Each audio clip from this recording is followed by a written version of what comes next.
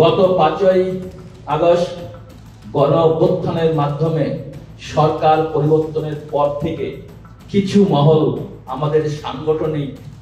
আমাদের সংগঠনকে বিতর্কিত করার লক্ষ্যে বিভ্রান্তিমূলক বক্তব্য এবং ভিত্তিহীন অভিযোগ তুলে সমাজে অস্থিতিশীলতা সৃষ্টির অপচেষ্টা করছে। বিশেষত চট্টগ্রামের বিশিষ্ট আইনজীবী সাইফুল ইসলাম আলিফের মর্মান্তিক মৃত্যুর পর যে অপপ্রচেষ্টা চরমে পৌঁছেছে।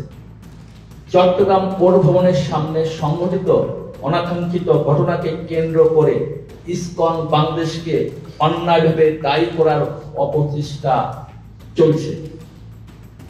আমরা স্পষ্টভাবে জানাতে চাই যে এ ধরনের ন্যাক্কারজনক ঘটনা এবং চলমান আন্দোলনের সঙ্গে ইসকন বাংলাদেশের কোনো ধরনের সম্পৃক্ততা নেই। আমরা সবাইকে পুনরায় অবহিত করতে চাই যে অনেক মাস আগেই প্রবর্তক শ্রীকৃষ্ণ মন্দিরের অধ্যক্ষ লীলারাজ গৌর দাস, স্বতন্ত্র গৌরাঙ্গ দাস এবং চট্টগ্রামস্থ পুণ্ডরিক ধামের অধ্যক্ষ চিন্ময় কৃষ্ণ দাসকে সাংগঠনিক শৃঙ্খলা ভঙ্গের দায়ে ইসকনের সাংগঠনিক পদ পদবি সহ ইসকনের যাবতীয় সাংগঠনিক কার্যক্রম থেকে অব্যাহতি দেওয়া হয় এবং উল্লেখ করা হয় যে তাদের দ্বারা সংগঠিত কার্যক্রম ইসকনের কার্যক্রম নয়। আমি আবার স্পষ্ট করে বলছি, কোন সংস্থা নিষিদ্ধ করার কোনো আলোচনা সরকারের মধ্যে হয়নি।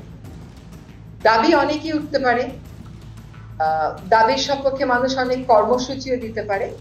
ব্যক্তির অপরাধের সাথে সংস্থার অপরাধকে আমরা জড়িয়ে ফেলছি না। এখন একটা সুনির্দিষ্ট অভিযোগের ভিত্তিতে একজনকে গ্রেফতার করা হয়েছে, তার ব্যাপারে একটা আইনি প্রক্রিয়া চলছে। তিনি অভিযুক্ত হতেও পারেন, অভিযুক্ত নাও হতে পারেন, সেটা আদালত দেখবে।